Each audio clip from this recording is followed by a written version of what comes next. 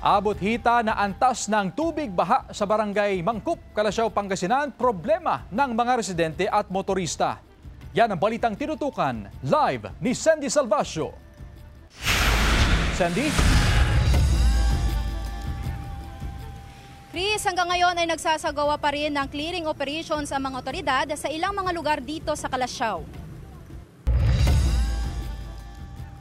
Aabot sa hanggang hita pa rin ang antas ng baha sa barangay Mangkup, Calasiao, Pangasinan, 3 araw matapos ang pananalasa ng Bagyong Paulo.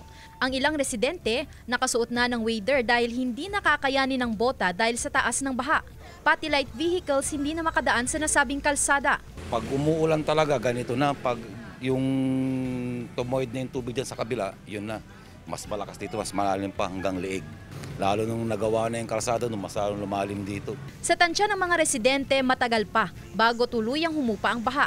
Ayon sa kanila, normal na raw ang mga ganitong eksena sa kanilang lugar. Kaya naman inaasahan nila sa mga susunod na 3 araw o mahigit pa bago tuluyang humupa ang tubig dito sa kanilang lugar. Isa lang ang Mangkup sa 12 na mga barangay na kasalukuyan pa ring lubog sa baha, bunsod ng mga sunod-sunod na pananalasa ng bagyo sa probinsya.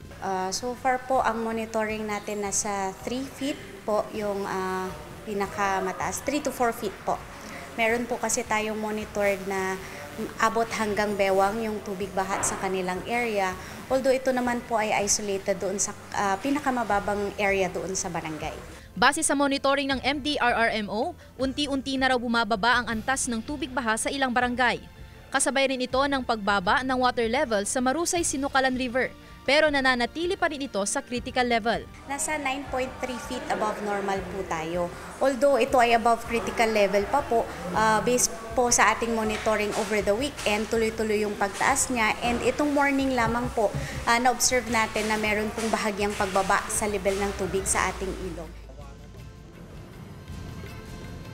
Chris, maging ang ilang paaralan ay nakararanas din ng pagbaha dahil nga sa tuloy-tuloy na pag-ulan nito pang mga nakaraang linggo. Kaya naman, suspendido ang klase sa 14 na paaralan na binabaha dito sa kanilang bayan ngayon. Chris?